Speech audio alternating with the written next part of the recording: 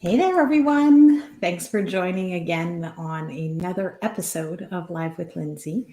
And I am on here tonight alone for once, in part because I hadn't gotten my act together to organize a guest for tonight over the holidays, but in part because I thought it was really important to take a moment to pause and step away a bit from talking about our goals and what we want to achieve in 2021. And those are certainly important reflections and discussions to have.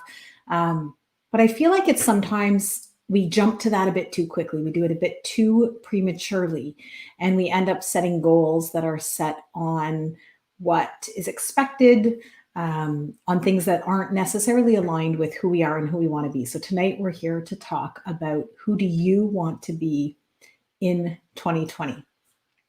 If you're here watching, I'd love it if you would just share in the chat that you're here and where you're watching from, because I always love to know who's on and the variety of places that people are tuning in from. And you're also going to be able to have a chance to join in the live stream if that's of interest to you. So you don't have to, so don't go logging off if you don't want to do that. It's your choice entirely. But if, as we're discussing, you feel like you'd like to pop on here with me for a few minutes and share some of your reflections through this discussion, your aha moments, your intentions of how you want to show up in 2021, then at that, I'll mention it when it's time. You can drop a note in the chat. I'll send you a link and you can pop on here with me for a few minutes. And my niece actually is interested in joining us to share a little bit of her reflections on what she has learned from her school, because she goes to a private school who does a lot of work in helping kids make decisions from a place of values. So we'll get to that in a little bit. So I just want to say hi real quick to Diane from Montreal, Shabazz here from Toronto. So thank you for watching, and for anyone still just joining on, please let us know that you're here. So again, the reason I wanted to get into talking about this tonight is that I think when we're really in tune with what is really important to us in life, with our values, that it makes it much easier to make decisions about what goals we want to pursue, what we want to say yes to, and also what we want to say no to.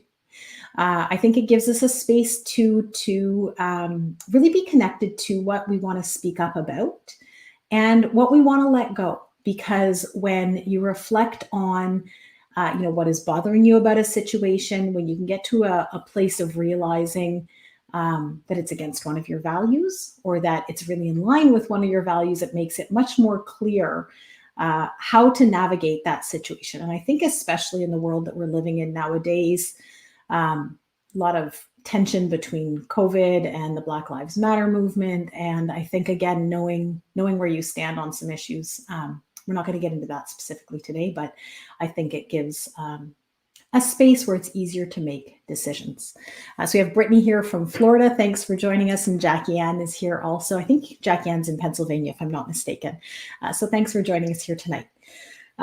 So for those of you who don't know me, I'm Lindsay Lapaquette, a workplace communication expert, and I teach middle managers how to communicate authentically so they can effectively lead their teams without losing themselves. And so that's how this topic here all ties in, because I'm going to share with you real quickly here the model of communication that I use in my work. So this is, just give me a second here. This is, again, my model of communication that I've created just based on my years of clinical experience. I worked for many, many years as a speech therapist, specialized in working with clients with social interaction difficulties, and I've moved to working with middle managers. But the foundations of communication are the same. And I think, in my experience, when we're looking at improving communication skills, we're often focusing on social skills, how to communicate better. But there's other layers of communication that when they're not properly supported, they're the foundation of the house that allow us to communicate effectively. And so the hierarchy, as I see it, is knowing yourself, understanding others, managing reactions, and then the social skills. And so today we're really looking at the knowing yourself piece, which is, to me, the biggest foundation. And we kind of evolve in all of these areas. It's not, that we finish off one level and we move to the next. There's constant growth and evolution. But again, because that's the big foundation, it's what I want to focus on now. And thank you, Jackie Ann, for the correction, Florida. I apologize. So my communication skills are pretty good, but my memory is quite bad. So, all right. So the knowing yourself piece, getting into the values that we talked about here. I wanted to talk a bit about helping everyone, all of us, looking at identifying our core values. To me, this is the guiding light of knowing what decisions we want to make, and like I said, how we're interacting with people in the world. And so, what I'm going to do is walk through first what my core values is, just to kind of highlight and explain what they are, not because you need to know mine, but as a way of highlighting how those can link to the decisions we're making in our life. And so for me, one of my really core values is acceptance. And so the way I interpret that is acceptance of myself. So meaning acceptance of myself, imperfections and all, not just acceptance of the good parts. And it also is about acceptance of others and trying to step out of judgment and accept difference, and seeing people really as they are, as they show up in the world, and finding that common space where we can both show up in the world without having sort of that typical cancel culture, right? And then the other way that acceptance plays into my life, that I try to bring it as a core value into my life, is trying to accept situations that are outside of my control, accept what is, and trying to know the difference between what is and what isn't in my control, and working to accept those that aren't in my control, because I find that brings me a lot more inner peace than years back, when I used to often really want to fight and change things that weren't really in my control, like the COVID restrictions, let's say. So I'm really curious for those listening. I'm going to go through a few more, but if you know what some of your core values are, I'd love it if you would share that in the chat. And so when I speak of acceptance, for me, now, just because it's a core value, it doesn't mean I practice it perfectly, right? So it's something that I always am kind of aspiring to do better and better at, while also coming from a place of self-acceptance. So it's not so much of judging that I'm not doing it perfectly, because I don't think that's realistic, but looking at it from a place of, okay, there was this situation, this is what I did. Does that reflect my values of acceptance, right? Am I showing up in this situation as the person that I want to be? Am I reflecting my core values? So if I've had an interaction with somebody and I'm really upset and I'm starting to get judgmental, reflecting back on my core values can help me to step out of that judgment and remind myself that that is something that is really important to me. And how can I model that? How can I show up in the world in that way to create a world that is more accepting? Because that's the kind of world that I want my kids to live in. And I want to just say here, so I'm talking about personal core values, but I see them as one and the same for business, right? I've seen many times where people sort of have their personal core values, but that it's different from business. And I think we are who we are, right? And we may attempt to show up differently in our personal lives and in business, but that that difference can be felt, it can be sensed, it affects the decisions we make. And the more we can really pull ourselves into, I guess, alignment with our core values in the business world, the easier things are going to go, the less tension we're going to have, the more I think we actually do attain our goals. So I just want to go into the comments here.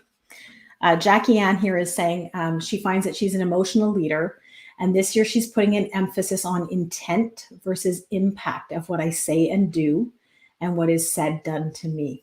I love that. I love that. And she's saying she loves the word acceptance. At work, acceptance and appreciation are great places to operate, to get the best from people you work with. Much better than tolerance.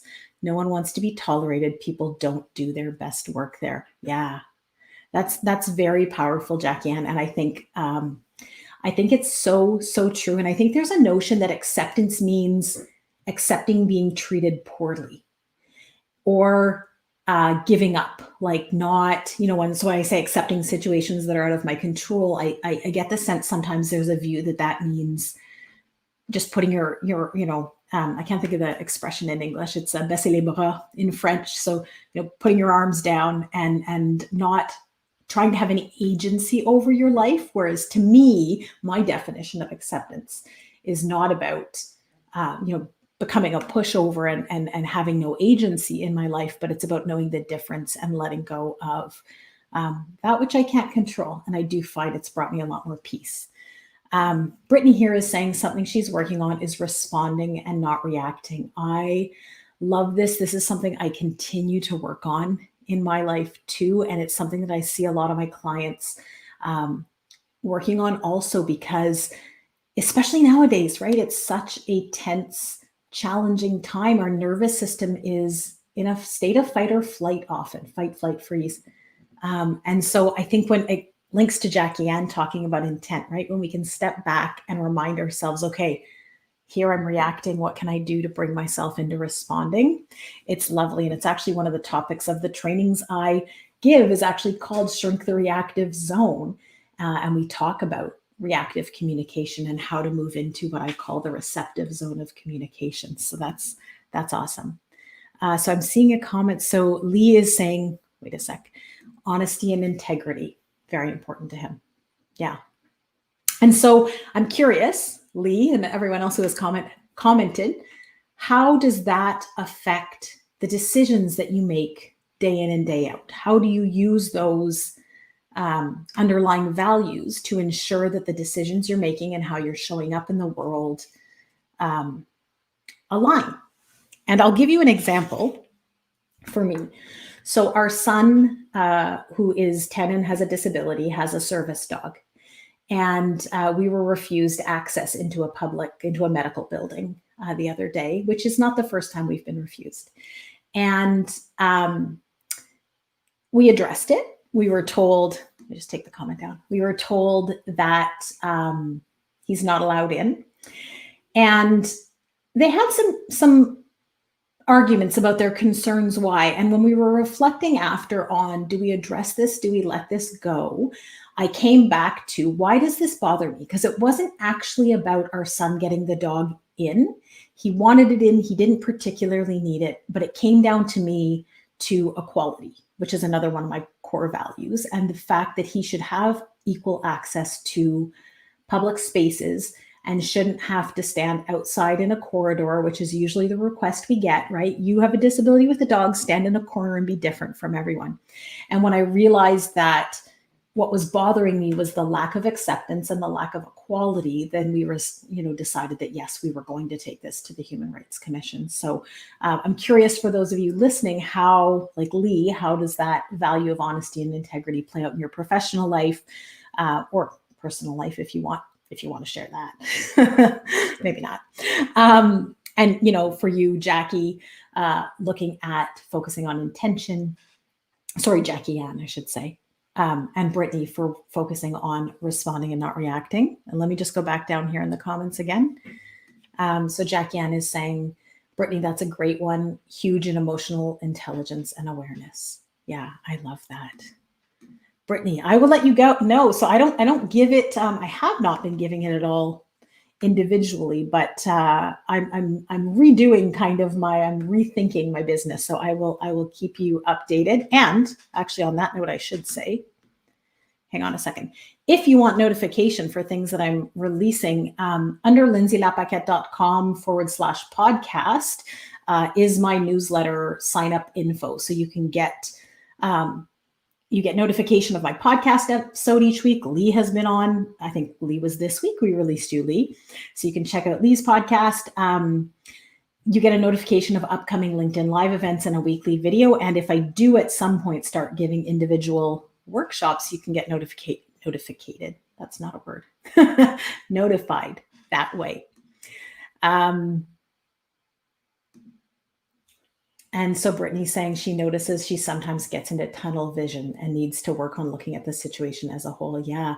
And it's a normal human reaction, right? It's the way the brain works, right? So the prefrontal cortex, I'm getting into my speech therapist days here, but the prefrontal cortex is what is responsible for all of our more rational thinking, problem solving, decision making. And when we're under stress, it kind of gets flooded and the brainstem kicks in, which kind of shuts down that more deliberate, rational thinking. And that's kind of what's happening, right? And so by working on, when you're talking about working about on responding, really part of that work is learning to tame that brainstem reaction so that we can relight the, the parts of the brain that are responsible for more rational thinking. And it's something I've worked so hard in my life, and so has my niece, and we'll share that in a moment. But and I continue to work on it, but it's definitely something that can improve quite a bit. So let me just check the time here. Okay, I'm going to do one more comment, and then I'm going to bring my niece in because my niece wants to share a little bit about the work she's been doing in her school around knowing your values and making decisions that are in alignment with your values. And then I'll offer, if anyone listening wants to join in, once my niece is finished, you can drop that in the chat. Not just yet, because I won't be able to find it, and then you can join me in here if you'd like. So I don't know who LinkedIn user is, but for some reason StreamYard blocks certain users. So my core belief is to always play it forward and act with integrity. I have to believe in what I'm doing with conviction and intent, not just about accepting. How does one accept directions if they don't align with your core belief? Does that inherently create conflict? So yes, I would say that it does. I think that's a brilliant point. And so to reference what I was saying about accepting, when I say accepting, I don't mean just accepting things that don't align with other values of mine. So to kind of give you a list of my core values, it's acceptance, authenticity, equality, growth, compassion, respect, integrity. And so I'm never just reflecting on one. And I fully agree that if you're viewing, not you specifically, if one is viewing acceptance as just accepting what happens no matter what, especially when it doesn't align with your core beliefs, I think it creates an awful lot of stress and tension and resentment. And I think we feel that in our bodies. I frankly think it contributes to chronic pain and mental health challenges. And so it's like I said, it's when I view acceptance more as accepting somebody for who they are in the sense that, so not just accepting whatever happens, but accepting to see the person beyond the actions or beyond the decisions that they're making. But that doesn't mean I don't think it's important to set boundaries and to speak up around actions that are violating other core values. So, looking at what happened at the Capitol recently, I certainly don't mean that I'm trying to work on accepting that as just part of life, because it really violates other core values of mine. So I hope that answered your question. So I will come back to these other questions here. Diane says she likes notificated. And I just wanted to say hi to Bill, who's watching also. So I am at this moment, we will come back to this discussion, but I wanted to bring my niece in here for a few minutes. So my niece, Madeline, is 9 years old. And I was on the phone with my sister mentioning to her that I was going to do this live, and my niece was in the car. And she started talking to me about what she has learned in school about this. And frankly, I was blown away that a 9-year-old, and I'm not just saying this because she's my niece, I was blown away that a 9-year-old has this much awareness. And I thought, wow, so her school teaches her a lot of this, and I know her parents foster it, but I thought, wow, if if this was being taught in all the schools, just look at the future we'd have in the world. So I'm going to bring Maddie in here for a few minutes, and she's going to teach us a bit about what she's been learning in school about this. So, hey, Mad. Hi, Lindsay. How are you? Good, how are you? I'm good. So thanks for coming on here with me, hon. So this is my niece, Maddie. And Mad, maybe you can tell everyone when you were in the car with your mom, and I was talking to her about this, you started telling me, do you remember you started telling me about what school is teaching you? Yes. Yeah? Are you able to tell everyone a little bit what you were learning about? Yeah. Like the ACT pieces, do you remember? Yes. Okay. So we were talking about how, like you said, for example, if I want to be kind, do you remember that example you gave me? Yeah. Yeah. And so do you remember you were telling me, like, what does the A mean and the C and the T? No, I don't. Oh, you don't remember? I don't. That's okay. So I don't fully remember what the letters meant, but you were telling me about if you're somebody who wants to be kind, if that's how you want to show up in the world, then it's something about commitment, eh? The C? Yeah. So what does that mean?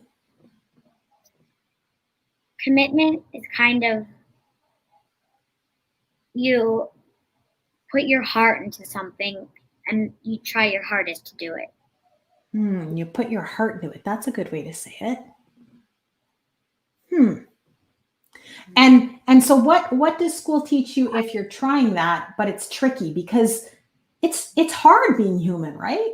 Yeah. And so what about those times when you want to be kind and then after you're like, ugh, I wasn't so kind? I take a break to think of what I said and what I did wrong, and then I go talk to the person about the wrong decisions that I made, and I would apologize. That sounds like a smart way to deal with that. I like that. And do you remember what the T means? I don't remember. No, I don't. No. So Maddie's school teaches them, it's in line with ACT therapy, acceptance and commitment therapy, which I guess the A stands for acceptance, eh? Yeah. Probably. And the T must stand for therapy. The hexaplex. It's called the hexaplex? Yes, hexaplex. What does that mean? It's this big chart of a bunch of things like diffusion, acceptance, self as contact, context. I mean, it has values and present moment. It has stuff like that on it. I like that. And so have you talked at school at all about what your values are? Hang on one sec, Matt. I just want to show you a few things. So Diane saying hi, and Jackie Ann saying hi, and Brittany saying hi, and Laurel saying hi. And I thought you might want to see that. No, I can see. I went to the comments. You saw, right? Oh, you're able to check the comments while you talk. Aren't you a pro star live streamer?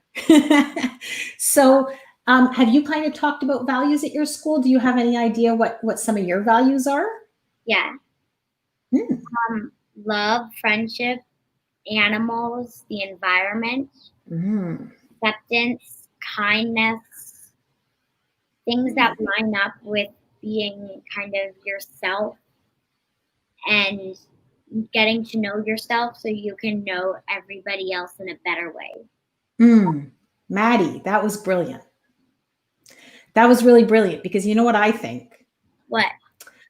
I think that when you know yourself and when you accept yourself and you love yourself, that it's easier to accept and love other people. It is, because you kind of understand yourself and you kind of know what you're going to say and how your body would react to this. Okay, Mad, so you've got some gold right here. So Maybe this will be the last thing we'll talk about because I want to give a bit of chance for other people to join on. But I think it's really important what you're saying about knowing what your body's saying, because I think you have done a lot of work learning what your body is saying to you, and so have I. This is something that has been very hard for me in my life. And so how do you know what your body's saying to you? Sometimes when you get to know your body, you can kind of understand that when you're feeling like when you're crying, that means you feel sad, or when your tone of voice changes, your body, the words that you're using, you can kind of tell. But you can know how you're feeling more than anybody else can because you're in your body. Mm-hmm.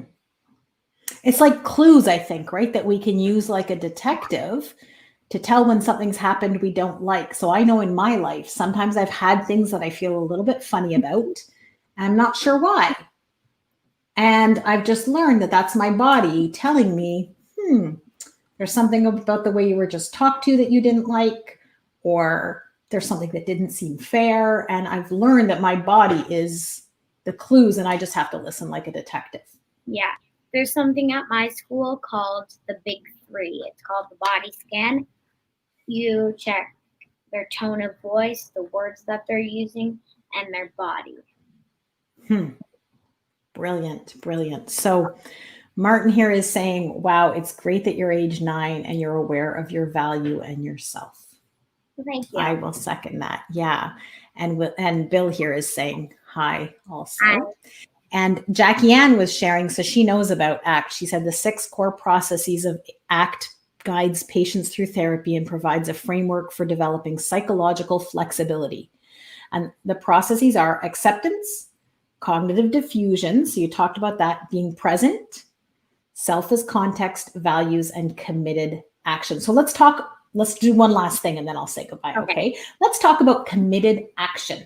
So if we want to show up in the world in 2020 in a way that reflects our values, how do we do that with committed action? My mom's laughing in the background because you said 2020 instead of 2020. Ooh, 2021. So how do we do that? Show up with committed action. You can put your mind to something and you can try your hardest to achieve it. And if you're feeling like you need a break from it, you can take a break, have a little cooler down. And the more you do what your body needs, the easier it will be to get to that value of the committed action. I love that. So I'll tell you that one thing that one of my committed actions is that 2021 LOL. She did. She noticed it. One of the things that I'm making committed action to is that I get very upset when people treat other people like as if we're better than other people. And I think I do it sometimes too. And so my committed action is to really work on trying to not do that. And when I see it happening, to also speak up about it. That's my committed action, one of my committed actions of things to do this year. Does that make sense? Yeah, it does. All right. Well, listen, Mad, thanks so much for sharing this with us, because I think you have so many brilliant insights to share from school. So thank you. Are you out of here? Yeah. All right. Thanks. So there you go. That's my niece, Maddie, who has learned a heck of a lot more about this at her age than I had. And Jackie Ann has also shared TriFlex is the ability to open up, the ability to be present, and the ability to do what matters. That's powerful. Thank you. So I'm going to scroll back up in the comments to see if I've missed anything. Okay, so Jackie Ann here is saying it's helpful to write your own mission statement, knowing your North Star. Yeah, and I think that is such a powerful way to show up in the world the way we want to. This is Shabazz. Okay, yes, LinkedIn user. I don't know. I don't know why either. And I'll try to remember if you comment again that it's you. Lee is saying authenticity is a big one for him. Okay, so what we're going to do next is if you are interested in joining me on here, let me just move my screens around. Oh, I just lost it. Okay, so if you are interested in joining me on here, if you want to share any of your own insights about your core values, what that means about how you want to show up in the world in 2021, what committed actions you're going to take to show up in a way that reflects your values, then just drop a line in the chat. Just write me in capitals and I can send you a quick link for you to join me on here. And as we're doing that, yeah, it's funny. Diane said, wait a sec. Diane said that Jackie Ann is like my guest speaker. It's true. And she's done all the research that I didn't do about ACT therapy. So thank you for compensating for me there. I appreciate it. And I will share her. So she's found a great link. That's anyhow, it's too long to copy off of here, but it's in the comments. So it is acceptance and commitment therapy. From what I learned from Maddie is brilliant. So if anyone wants to join me, like I said, just type me in capitals on the chat, and I will send you a link through LinkedIn where you can just click and join me on here. And as we do that, I'm also just going to pull up a list of values that are they're not mine. I didn't make this list.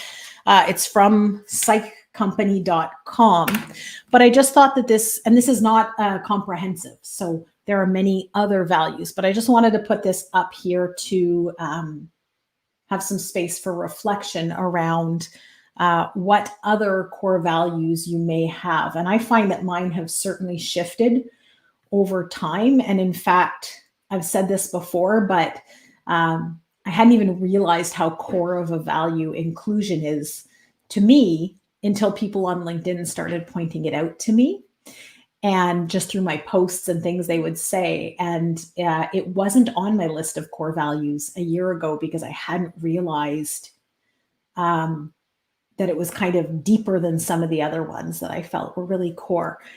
So this is a list that's kind of constantly evolving for me. So I am going to, one sec. Okay, Jackie Ann, I'm going to shoot you a, hang on a second. I've got a gazillion messages here. Let me just figure out how to not accidentally disconnect myself. That wouldn't be great, would it? Let me send you a LinkedIn message here, Jackie Ann. And you can basically click on that. And once I see you, I will bring you in. And so as Jackie Ann is coming on, I'm curious to hear from those listening, this list of values here. Are there any others that you're reading and thinking, oh yeah, that's super important to me. That's something that I stand by a lot, or I want to work to stand by more. And so mine, I don't remember if I got through the whole thing, but equality, growth is very important to me. So focusing on sort of that continuous improvement without it coming from a space of also not accepting what today is, but growth is another one that's very important to me. And I'm curious if there's anything new that's resonating to anyone listening from this list here. And I will just see, hold on a sec. So still waiting for Jackie Ann here. If there's anyone else who wants to join in, also type me in the comments, and I can bring you in sort of one at a time for a brief conversation here, because I'm really curious. I think the past year has been particularly a time of growth and learning and reflection for a lot of us. I think there's been, with all the life events, with the changes of, for some, a drop from a crazy busy routine, brought some additional time to sit with our reflections and our thoughts. I think some of the changes in priorities in our life, right?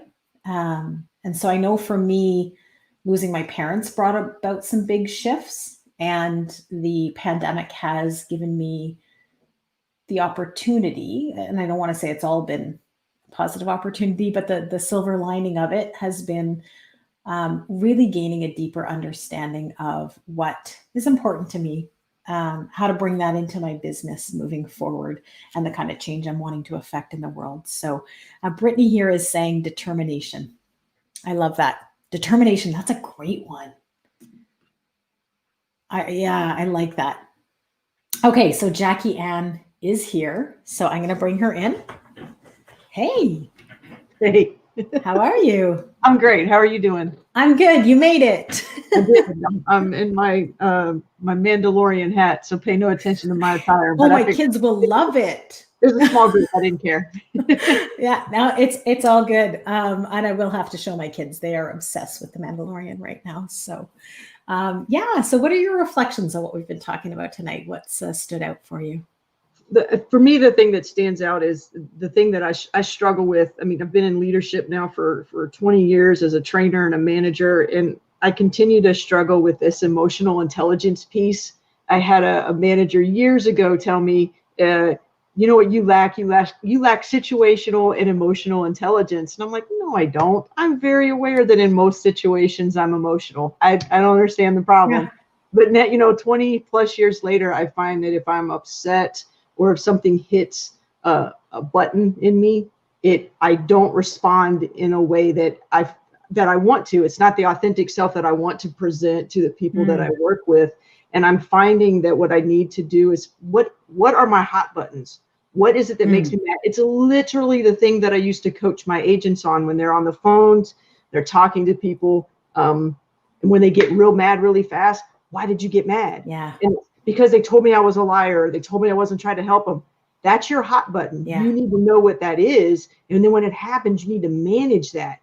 That exact same thing applies to me. I need to know what it is. Is it when other people aren't accountable? Is it when other people miss their deadlines? Is it when I make a mistake? Is it when I misspeak? What is it that causes me to not go to my true north? And then I need to do a better job at managing that. So I'm just trying to get more in touch with managing in my mistakes and in the areas that make me uncomfortable. I love that, because I think that's true for anyone, right? That we all have different things that are going to set us off, right? What might set you. So in my work, in the trainings I give, the model that I say invented, I've invented it based on 20 years of clinical experience, but invented to try to just give a structure to the information that people can retain is the reactive zone of communication and the receptive zone of communication. And we all slipped into that reactive zone at times. And the reactive zone, we can feel it in our body, right? We feel the adrenaline pumping, our heart is racing faster. We're getting irritated over things that usually we can let go. And some of us slip into the reactive zone a lot. Some people borderline live there. Some slip in and out really quickly. We all have our own patterns, but the reality is we all do slip into it at times. And I agree that part of being able to spend more time in the receptive zone, which is that more calm zone where we can listen more and aren't reacting as much, we're responding more, like Brittany was saying, is identifying our triggers and noticing it in our body too, because there's often, like Maddie was saying, we can feel it in our body often before it's even escalated to the point that we are reacting. But I think because our lifestyle is so busy, I know in myself, I just did it at dinner, right? I've had a really busy few days and it's been one thing after the next and the kids were talking. And I was kind of like, yeah, whatever, let's go. Yeah. Like I just wasn't present emotionally or mentally with them, right? I was physically present. So yeah. And I also think it's way easier when you said you do it in training, right? It's so easy. I can only speak from my perspective, but it's much easier to coach someone else through it than to recognize what those things are. I think for me too, we've been very fortunate in our company that we are now in a work from home status. We started in March and it became the new way of doing business. And oddly enough, that's actually really helped me better manage in the areas where I feel like my emotional awareness gets really hot and I get agitated.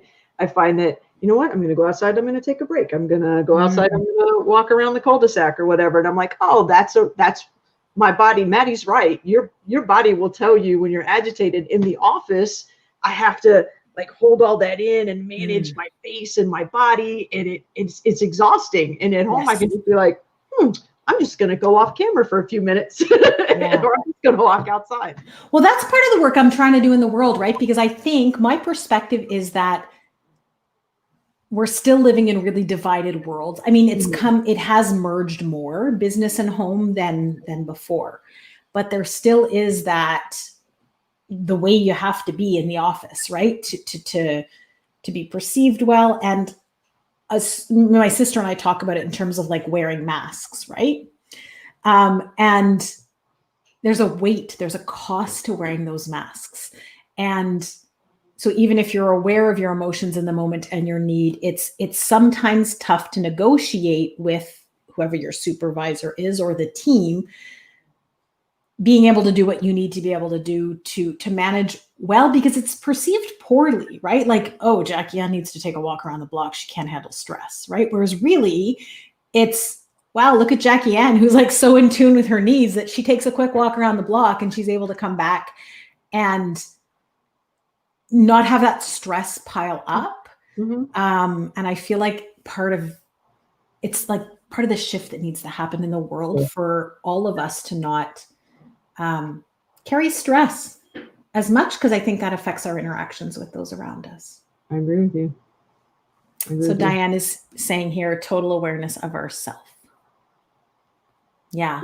The other thing for me is just tolerance. I get really frustrated when people say, I'm going to tolerate that, or I'm going to tolerate, whether it be about an individual or about job performance or about events in the world, regardless of it, tolerance is just not a good space to work in or to be in. When you think about trying to get your best work out of people, if you've ever experienced what it feels like to be tolerated, to not be included, micro inequities, microaggressions, all those things, you don't wake up and want to go to work if somebody's just there to tolerate your existence. It doesn't feel good. It doesn't feel right. So I love the fact that you led off tonight with one of your strongest core values is being accepting and having a space of acceptance. Find that thing about each person that you work with or you interact with that you can accept and embrace, because through that you will find a good space to be able to work and build a good relationship, whether that be work or personal. So I'm super excited that you led with that, because that really rang true with the core of who I am. So thank you for that. Oh, well, thank you. Because I think it's something I did very poorly earlier in my life, to be honest. And I mean, I still get caught up in it, but I always not always, I try to recognize it as, there's something about this interaction that is really irritating me, right? That's really getting under my skin, because when I'm slipping into judging the other person, it's a really clear sign to me that there's like something bigger going on. And then I'm like, okay, what is this that drives me so crazy? And I don't always have the answer right away myself, but it's often more something about myself, right? Or, and so once I can get to that, it can bring me back to empathy for the situation, and frankly makes my life easier because I'm not caught stewing. And so part of why I left my old profession as a speech therapist was I saw this huge crossover between how we communicate with others and our own reactivity, and our reactivity being at kind of the core of how to shift our interactions with others, because we can't control how someone else interacts with us, right? And we try to when we want to, and we want them to be more polite, and it doesn't work. The only thing we can do is change ourselves. And I just couldn't get to the core of it in my old profession. And I was like I felt stuck. So, and that's for me, that's what intent versus impact does for me. Whenever I feel that thing that you just described, as soon as I feel that, I ask myself, was that person's intent to do this? If that may be the impact, right? And both of us need to own that. But was that really their intent? Yeah. Was their intent to hit me the wrong way, to rub me, was that really what was happening? And I find that if I ask myself reflectively in the moment, if possible, but afterwards, especially like Maddie says, if I've realized later that I did a thing, that's intent versus impact. You reflect on that, then you go back to that person and say, hey man, I know what I said to you. Yes. I feel like that really hurt your feelings, or I didn't say that well. That is on me. That was not my intent. And then move past it. But if you don't take the time to reflect on that, you can't get there. And it's like a formula for me. As soon as I feel that, I reflect on intent versus impact, and then I try to go back and bridge that gap with that person. Yeah. It's up here. It sounds so easy, and then in the moment, it's putting it in action. Yeah. Well, because it's behavioral change, right? And it's physiological. I believe it's physiologically driven reactions, right? And so it's changing the neural connections and changing the patterns. And so I spent a while of my life like beating myself up for it. So I like, it was that total imposter syndrome, right? I was teaching, even as a speech therapist, right? I was doing workshops and trainings on helping parents and professionals to manage this, and yet I was struggling with it, right? But it gave me an understanding of how darn hard it is, right? And I struggle with it with my kids who have emotional regulation diagnoses, and so I really see it as a process of baby steps, and okay, this time I didn't do this. What am I going to try next time that's a little bit different, so that the pattern doesn't just keep repeating. Yeah, we have a thing on our team. We talk about what's your 2%. What are you going to do next time this happens to be 2% better? We're not trying to fix it all in one fell swoop. That's not how our brain works. It is baby steps. So, whether it's teaching a class or leading a meeting or whatever it is, what's your 2% this time from last time? And then the rest of the team helps to support you to do that, whatever that is. Oh, I love that. So I want to ask the question to everyone listening: what's your 2%? What's the thing that you're working on, and what is your 2%? I guess that's our committed action. To keep quoting Maddie, my 9-year-old niece, which is kind of wild. To quote Maddie, what's your committed action and your 2% moving forward? So I just want to go back to the comments here. Let me just say, if there's someone else that wants to join in, please just type me in caps in the comments, and then I'll see it in a few moments, and I can invite you in also. In the meantime, I'll just keep chatting here with Jackie Ann. So Martin is saying he's concerned that people's values are slipping, particularly at the leadership and political levels. Martin, don't even get me started on all this leadership stuff going on around people traveling, and I'm horrified. I don't know if you're American. I don't know if you've seen all this, Jackie Ann, but there have been multiple situations up here in Canada of our leaders who are telling us stay home, don't see people, traveling all over the place. And I agree, Martin. And I also feel like now it's happening. Like it's a time when it's coming out. People are learning of it because social media, people are really angry and upset about the pandemic and the injustices in the world. And I feel like it's also a time where this is starting to be looked at differently. So I look at, there was a CEO of a hospital in Ontario who had reamed out his nurses, apparently telling them they weren't being careful enough at home and were bringing COVID into the hospital. And then it was found out that he's done, I think, 6 or 8 trips to the US since the pandemic started. And then in a twist of events, he has sued the hospital for $2.5 million because he's saying that he has email proof that his superior and the board knew, but let him go when it became public. And so I'm so excited to see this because I feel like it's time for this kind of transparency to be laid on the table and for there to be consequences for not aligning your actions with leadership values and the values or expectations you're putting on your population. So I share your concern, Martin, but also feel like maybe it means the tides will turn. I don't know if you have that sense at all. I mean, you're in the US, so it's a whole other leadership mess. Which I won't make you comment on. Please, please don't. I won't. I have some good friends that live in Canada, so they share frequently. So I was actually very, very familiar with your particular situation. So. Okay. All right. So I'll move on to Shabazz here. I think this is Shabazz telling us or saying, isn't it better to enjoy the challenge of workplace rather than just live in a world of tolerance? If you can't see eye to eye with your leaders and they always wear those masks, like you said, it might be better to pursue a new workplace. Yeah. And that's the challenge of it, that I think sometimes you can renegotiate those interactions and sometimes you can't. Or you try and the person you're trying to renegotiate them with isn't ready to do the work, I guess. And it's hard work. It's hard work. I feel very lucky that in my current role that I am afforded the opportunity to be my authentic self and my leadership style, which brings me joy. I mean, I don't mind longer days and I don't mind staying late to do things because I can be my authentic self. I don't know if it's because I'm older and I'm so excited about being 50 this year.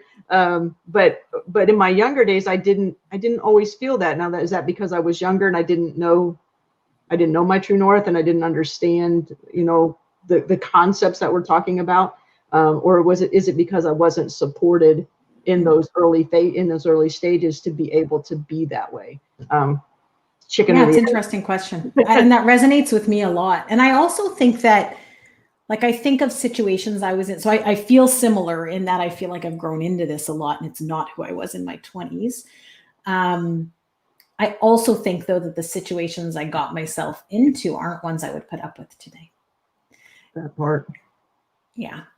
Brittany says something about her 2%, but my glasses and my vision won't allow me. Okay. So hang on one second. So let me just go to Bill here. So he's sharing his core values of transparency, honesty, and collaborative win-win partnerships. I love that. And every time I read stuff like that, I'm like, yeah, those are mine too. And then I get really confused as to what my core ones are. Thank you for sharing that.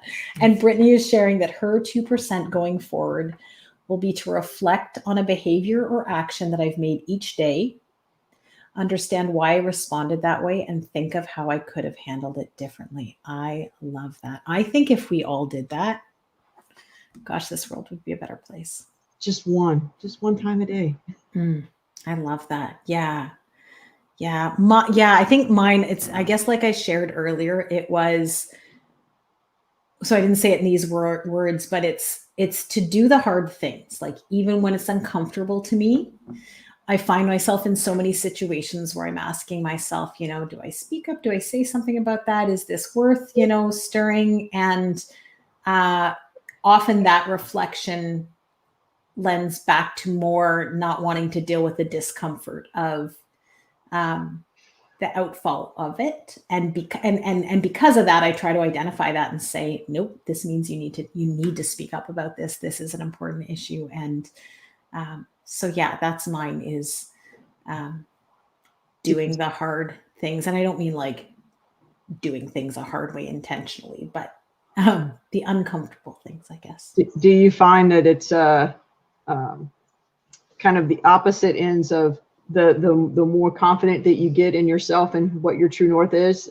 the easier it is to deal with those things that would make you uncomfortable? Whereas I might not have been able to do it when I was 25 because I couldn't even imagine trying to deal with some of that stuff that, situations, some of them rightfully so, I put myself in. But now if I were to be in those situations, because I am more confident, and I don't think that that's just about age. I think that's because obviously it's not, Maddie can do at 9 what some of the people I work with can't do, and they're adults. They're adultier adults. Well, and the reality is there's repercussions of it, right? Like, I have had repercussions of it in my life. I have lost friends. I have lots of friends over it.